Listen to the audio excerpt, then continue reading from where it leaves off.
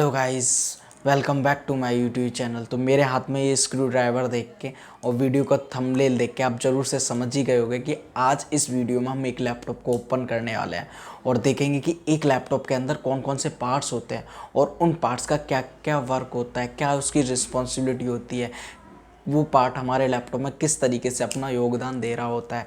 तो उनकी वर्किंग को बहुत ही ब्रीफली मैं एक्सप्लेन करने वाला हूँ। तो वीडियो को ज़रूर से एंड तक देखना क्योंकि वीडियो बहुत ही इन्फॉर्मेटिव होने वाली है। और हाँ, अभी तक आपने मेरे चैनल को सब्सक्राइब नहीं किया है तो यार ज़रूर से चैनल को सब्सक्राइब कर लेना और पास में ही लगे बेल आइकन को भी प्रेस कर लेना ताकि मेरी वीडियोस की नोटिफिकेशन आप तक जल्दी से जल्दी पहुंच सके। चलिए वीडियो को शुरू करते हैं। आज हम इसी सिस्टम को इस वीडियो में ओपन करने वाले हैं। ये प्रॉपर वर्किंग कंडीशन में है। ये HP का 245G5 मॉडल है। ये थोड़ा सा ना ओल्ड मॉडल है लेकिन हमें इससे कोई फ़र्क नहीं पड़ रहा है क्योंकि ऑलमोस्ट सभी लैपटॉप्स में सारे पार्ट्स सेम ही होते हैं। बस मदरबोर्ड के इंटरफेस चेंज होने की वजह से वो पार्ट्स इधर से उधर दिखाई देते हैं। ओके, तो सबसे पहले इसको ओपन करने से पहले इस सिस्टम को मैं शट डाउन कर लेता हूँ। ये प्रॉपर वर्किंग कंडीशन में है। ओके, और शट डाउन करने के लिए हमें पता ही है भैया L4 F4 फंक्शन की प्रेस करनी और एंटर कर देना और सिस्टम हमारा शट डाउन हो जाएगा। और एक शॉर्टकट कीज़ के ऊपर मैंने एक प्रॉपर वीडियो बनाया है। अभी तक आपने अगर वो वीडियो नहीं देखा है तो जल्दी से वो वीडियो जल्दी से देख लेना। ओके, सिस्टम हमारा शट डाउन हो चुका है। ओके, तो सबसे पहले इसको हम ओपन कर लेते हैं। ओपन करने के लिए सबसे पहले इसकी क्या करेंगे, बैटरी को हम रिमूव कर लेते हैं। बैटरी को रिमूव कर लिया। तो बैटरी को रिमूव करने के बाद हम अब अपने लैपटॉप के स्क्रू को सारे ओपन कर लेते हैं। काफ़ी स्क्रू मैंने पहले से ओपन कर लिए है ताकि हमारा टाइम बच सके। ओके, बचे हुए स्क्रू को मैं एक एक करके ओपन कर लेता हूँ। जब भी यार आप घर पे भी अपना एक लैपटॉप ओपन कर रहे होते हो ना, तो आपने इंश्योर करना है कि आपका कोई भी स्क्रू आपके कवर में ना रहे, क्योंकि अगर आपके कवर में कोई स्क्रू रह गया जब आप उसको ओपन करोगे तो वो हो सकता है कि आप फोर्सफुली उसको ओपन करने की कोशिश करो, तो इस केस में आपका मदरबोर्ड या मदरबोर्ड का कोई भी पार्ट डैमेज हो सकता है। तो इस कवर को ओपन करने से पहले, जो हमारा ये बेस कवर है, इसको ओपन करने से पहले आपने 100% इंश्योर हो जाना है कि हमारे सारे स्क्रू इसमें से निकल चुके हैं या नहीं। ओके, तो ये सबसे बड़ी हमें चीज़ का है जो हमें ध्यान रखनी है। अभी ऑलमोस्ट हमारे सारे स्क्रू खुल चुके हैं। ओके,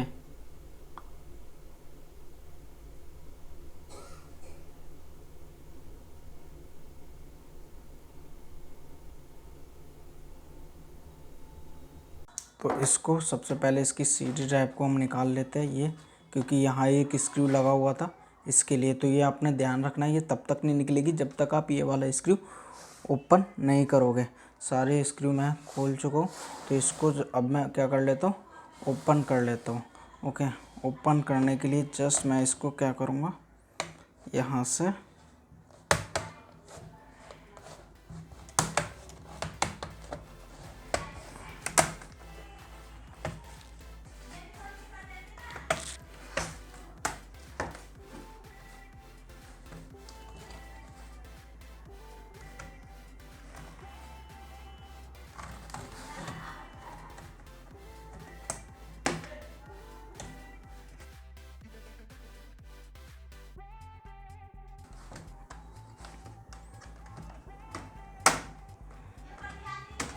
ये हमने ओपन कर लिया है। ओके, तो अब ये देखते हैं, अंदर से कुछ इस तरीके का हमारा दिखता है लैपटॉप। तो सभी पार्ट को एक एक करके हम खोलेंगे और देखेंगे कौन क्या काम करता है। ओके, तो सबसे पहले हम ऐसे ही देख लेते हैं। तो ये होती है हमारी बेसिकली रैम्स। ये जो लगी हुई है ये हमारी यहाँ पर दो रैम्स लगी हुई है, क्योंकि यहाँ पर 2 स्लॉट है। तो बेसिकली यहाँ पर सबसे पहले मैंने इसको ओपन किया, एक रैम, और ये हमारी होती है दूसरी रैम। तो ये हमारी कुछ इस तरीके से ये रैम्स दिखती है। ओके, अगर ये बात करूँ तो ये एक हमारी रैम है 4 GB की, 4 GB की रैम है सैमसंग की DDR3। ओके, ये भी सेम ही है क्योंकि ये DDR3 को ही सपोर्ट कर रहा है हमारा मदरबोर्ड। ओके, तो इसका बेसिकली काम समझते हैं, रैम का काम क्या होता है। तो जो रैम जो होती है वो हमारी वो तब यूज़ में आती है जब भी हम कोई एप्लीकेशन को ऑन कर रहे होते हैं, कोई भी सॉफ्टवेयर को अपने सिस्टम में जब ऑन कर रहे होते हैं तो उस टाइम पे वो सॉफ्टवेयर हमारा इस रैम में आके इंस्टॉल्ड हो जाता है, इस रैम में आ जाता है। जैसे कि मैंने VS कोड ओपन किया तो VS कोड जब मैं ओपन करूँगा उस टाइम पे ये हमारा VS कोड इस रैम में आ जाएगा ताकि हमारा CPU इसको जल्दी से एक्सेस कर पाए। जब हम उसको क्लोज़ कर देंगे VS कोड को तो वो इस रैम से निकल के चला जाएगा। तो ये वॉलेटाइल मेमोरी कहते हैं इसको। जब तक कि आप इसमें पावर दोगे तब तक इसमें डेटा स्टोर्ड रहेगा, जैसे ही इसमें पावर नहीं रहेगी डेटा स्टोर्ड नहीं रहेगा। जब भी आप सिस्टम को शट डाउन कर लोगे तो जो भी इसमें रैम में डेटा था वो सारा निकल जाएगा, इसलिए ये वॉलेटाइल मेमोरी कहलाती है। और आपको इसकी फुल फॉर्म तो पता ही है, रैंडम एक्सेस मेमोरी।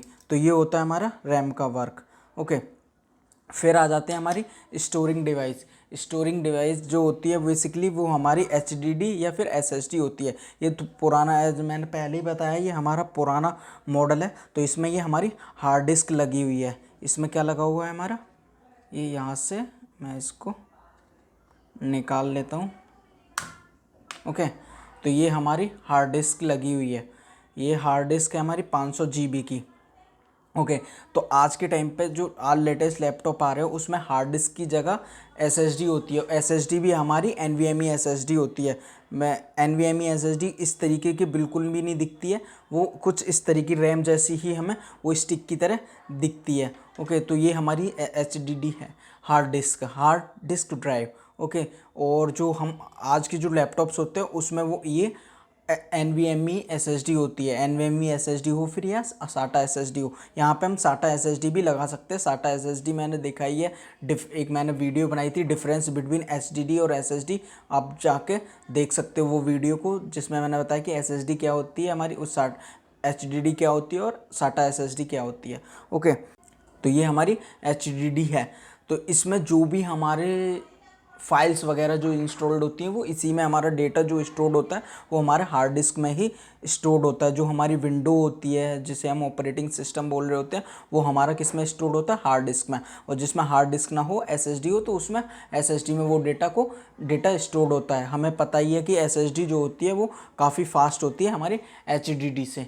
ओके, अब बात करते हैं हमारा इधर, ये हमारी इधर यहाँ पर अगर मैं दिखाऊँ आपको तो यहाँ पर है हमारी ये हीट सिंक, जो ये आपको दिखाई दे रही है ये है हमारी हीट सिंक। ये हीट सिंक का ये फ़ैन है, मैं इसको रिमूव कर लेता हूँ पहले। ओके, इसको रिमूव करने के लिए यहाँ पर कोई स्क्रू दिया, यहाँ पर ये रहा इसका स्क्रू, तो मैं इसको ओपन कर लेता हूँ।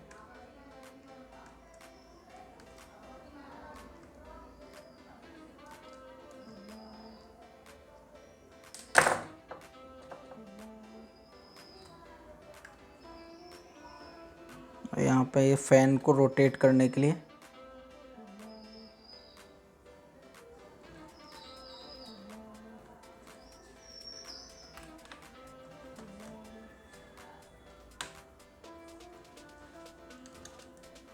दूसरा भी एक स्क्रू लगा हुआ है यहाँ पर।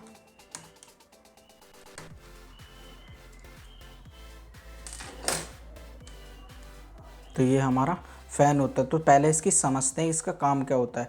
कि जब भी जो ये हमारा यहाँ पर जो हीट सिंक लगी हुई है तो यहाँ पर हमारा ये इस CPU के ऊपर जो हमारा प्रोसेसर है ऊपर इसके लगी हुई है, तो जो भी हमारा CPU हीट जनरेट कर रहा होता है तो वो इसमें इसके थ्रू होके, इस पाइप के थ्रू होके हमारे यहाँ तक आती है। और ये फ़ैन जो होता है ये हमारा इस तरीके से रोटेट करता है और ये रोटेट करके इसके थ्रू बाहर निकाल रहे होते हैं। तो ये हमारा इस जो भी लैपटॉप में हीट जनरेट होती है उसको बाहर करने का काम हमारा ये पूरा हीट सिंक कर रही होती है। ओके, तो इसमें ये फ़ैन है। जब भी प्रॉब्लम होती है कि हमारा सिस्टम प्रॉपर क्या बोलते हैं कि ओवर हीट कर रहा है, तो मेनली जो प्रॉब्लम होती है कि ये हीट सिंक हमारा हीट सिंक प्रॉपर काम ना कर रही हो, तो ये भी एक रीज़न हो सकता है, हमारा सिस्टम ओवरहीट कर रहा होता है। तो इसको ओके। तो ये होती है हमारी सीमोस बैटरी, जिसकी फुल फॉर्म होती है कॉम्प्लीमेंट्री मेटल ऑक्साइड सेमीकंडक्टर। तो इसका जो काम होता है, इसका काम होता है कि हमारी बायो सेटिंग्स को स्टोर करके रखना। तो जितनी भी हमारी बायो सेटिंग्स होती है उसको स्टोर करने का जो काम होता है वो हमारा इसी सीमोस बैटरी का होता है। अगर आप कोई भी इसमें बायोस में चेंज करोगे और इस बैटरी को रिमूव करोगे तो वो सारी की सारी बायो सेटिंग्स आपकी उड़ जाएंगी। ये होता है हमारा यहाँ पर ये NIC कार्ड, जिसको हम नेटवर्क, ये होता है हमारा NIC कार्ड। इसमें एंटीना लगा हुआ है ये। ओके, एंटीना को मैं रिमूव कर लेता हूँ और इसको मैं स्क्रू को खोल लेता हूँ।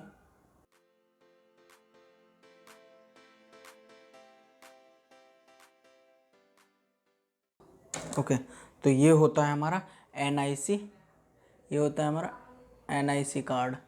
ओके, हाँ, तो ये ही हमारा NIC नेटवर्क इंटरफेस कार्ड। इसका जो भी नेटवर्क आते हैं वो इसी की वजह से आते हैं। जैसे हम वाईफाई से कनेक्ट कर पा रहे हैं तो वो किसके थ्रू, हमारे इस कार्ड के हेल्प से हम कर पा रहे होते हैं। तो ये होता है NIC कार्ड, फुल फॉर्म याद रखना, नेटवर्क इंटरफेस कार्ड। और फिर हमारे ये होते हैं स्पीकर्स। यहाँ पर ये जो है ये हमारे क्या है, यहाँ पर क्या है, ये स्पीकर्स हमारे यहाँ पर कनेक्टेड हैं, ये वाले ये स्पीकर, जिसकी वजह से आप ऑडियो सुन पा रहे हो। तो वो किसकी वजह से, क्योंकि यहाँ पर एक स्पीकर यहाँ लगा हुआ है और दूसरा स्पीकर हमारा यहाँ पर लगा हुआ है। ओके, और बाकी सब तो ये हमारे क्या बोलते हैं, इधर USB पोर्ट दे रखा है।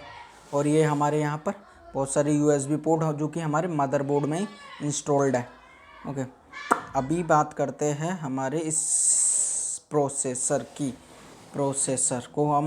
प्रोसेसर के ऊपर जो खोलने से पहले, ये यहाँ हमारा प्रोसेसर लगा हुआ है और इसको खोलने से पहले आपने ये ध्यान रखना है कि इस पर नंबरिंग होती है कि आपको कौन सा स्क्रू, इसमें 4 स्क्रू लगे हुए हैं, आप देख पा रहे हो इसमें 4 स्क्रू लगे हुए हैं, 1 2 3 4 स्क्रू लगे हुए हैं। इसको ओपन करने के लिए भी हमें प्रॉपर उसी पैटर्न को फॉलो करना है कि पहले इस पर नंबर 1 इस स्क्रू को ओपन करना है थोड़ा सा, फिर दूसरा नंबर, यहाँ 2 लिखा हुआ है, आपको दिखाई नहीं दे रहा होगा कैमरे में, लेकिन यहाँ पर 2 नंबर लिखा हुआ है, फिर यहाँ पर 3 लिखा हुआ है, फिर 4 लिखा हुआ है। तो इसको उसी ऑर्डर में, सीक्वेंस में खोलना जिस तरीके से यहाँ पर लिखा हुआ है। तो इसको मैं ओपन कर लेता हूँ। पहले नंबर को ओपन करना है थोड़ा सा, फिर दूसरे को, फिर तीसरे को। बहुत सावधानी से अपना इसको ओपन करना है, सारे एक साथ नहीं खोलने की, पहले एक ही को खोल लो, नहीं।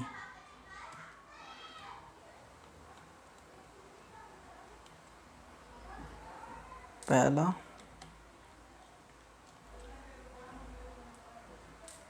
दूसरा, और ये तीसरा, अभी हमारा चौथा। और इस तरीके से ये हमारा, आपने इसको उठा लेना है। तो ये है हमारा प्रोसेसर। तो इस प्रोसेसर के ऊपर जो ये वाइट कलर का लगा हुआ है इसे बोलते हैं हम थर्मल पेस्ट। तो इसका बेसिकली जो काम होता है, ये हमारे प्रोसेसर को ठंडा रखने के लिए यूज़ होता है। और यहाँ पर जो इस लैपटॉप में जो प्रोसेसर लगा हुआ है ये शोल्डर्ड है। शोल्डर्ड का मतलब मदरबोर्ड के साथ ही शोल्डर्ड है, इसे हम रिमूव नहीं कर सकते। और जो प्रोसेसर का वर्क होता है वो हमें पता ही है कि जितनी भी प्रोसेसेस होती हैं वो हमारे प्रोसेसर के द्वारा ही की जाती हैं। तो जितनी भी प्रोसेस हमारी की होती हैं वो हमारे प्रोसेसर के द्वारा ही की जाती हैं, इसको CPU भी बोलते हैं।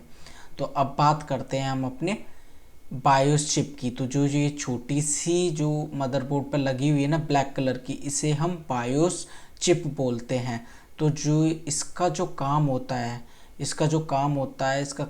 है कि जब भी हम अपने सिस्टम का पावर बटन दबाते हैं और सिस्टम हमारा OS में जाता है, तो उसके बीच में जो भी हमारी प्रोसेस होती है उसको करने का जो काम होता है वो हमारा ये बायोस चिप का ही काम होता है। इसमें कुछ पहले से मैन्युफैक्चर के द्वारा इंस्ट्रक्शंस लिखी होती है कि जब भी ये हमारा सिस्टम हम जैसे ही बटन दबाएंगे ऑन करेंगे तब ये उस टाइम पर ये सारे ड्राइवर्स को चेक करेगी और ये चेक करेगी उसमें सीपीयू कौन सा डाला हुआ है, रैम्स कौन सी हैं और प्रॉपरली सारे कंपोनेंट्स हमारी बसेस वगैरह प्रॉपरली सही से वर्क कर रही हैं या नहीं कर रही है। अगर प्रॉपरली सब कुछ सही से वर्क कर रहा होता है तब ये हमारा सिस्टम बूट हो जाता है। तो अभी देखेंगे कि हमारी डिस्प्ले की वायर कहाँ होती है जिससे हमारी डिस्प्ले कनेक्ट होती है। ओके, तो ये जो हमारी ये ब्लैक कलर की वायर है ना, ये हमारी वो डिस्प्ले कनेक्टर है जिससे हमारी डिस्प्ले कनेक्ट होती है। तो बेसिकली इसमें दो एंड्स होते हैं, एक एंड हमारा मदरबोर्ड से कनेक्ट है, ओके, और दूसरा जो इसे मैं अभी ओपन कर रहा हूँ ये हमारा एक एंड है, ओके। तो इसको मैं दोबारा से इसको फिक्स कर लेता हूँ और जो दूसरा एंड ऐसा ही एंड हमारा डिस्प्ले में कनेक्ट हो रखा होता है, ओके। तो इस तरीके से जब भी हमारी डिस्प्ले ख़राब हो जाती है तो ये वायर भी उसमें रिस्पॉन्सिबल हो सकती है, कभी कभी ये वायर भी हमारी ख़राब हो जाती है, ओके। तो यहाँ हमने देखे हमारे मदरबोर्ड के कुछ इंपॉर्टेंट पार्ट जिनको मैंने थोड़ा सा ब्राइटली भी एक्सप्लेन किया है, बहुत सारे हमने नहीं देखे लेकिन कुछ इंपॉर्टेंट पार्ट्स हमने देखे, ओके। तो वीडियो की लेंथ काफ़ी बड़ी हो चुकी है, तो अगर वीडियो इन्फॉर्मेटिव लगी और लगा हो यार इस वीडियो से कुछ समझ में आया तो वीडियो को ज़रूर से अपने दोस्तों के साथ शेयर कर देना और इस चैनल को ज़रूर से सब्सक्राइब कर देना। मिलते हैं किसी नेक्स्ट वीडियो में, तब तक के लिए बाय।